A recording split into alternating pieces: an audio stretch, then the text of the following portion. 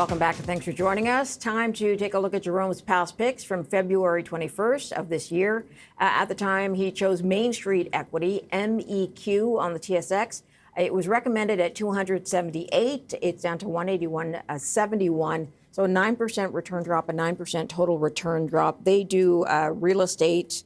Well, it's essentially a real estate business. Do you remember why you chose it at the time? Yeah, so we love this business and its business model and the guy that runs it, a guy named Bob Dylan. So they're an apartment corporation. They're not a REIT, but they're the largest apartment owner and manager in Western Canada, primarily in Alberta and Saskatchewan. And the advantage of that is that they're not subject to rent controls there.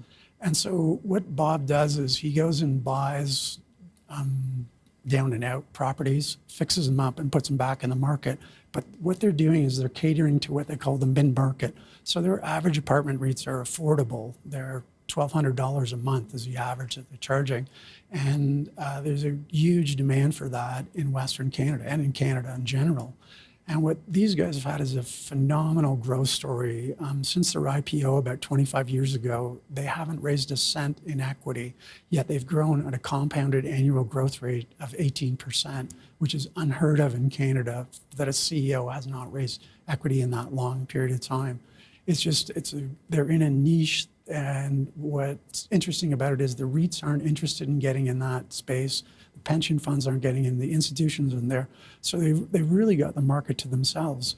And as we talked about earlier, the stock hasn't done anything this year because rents have come down across Canada. And because they're not subject to rent controls, they're probably more sensitive than they are in the East, in Ontario and Quebec.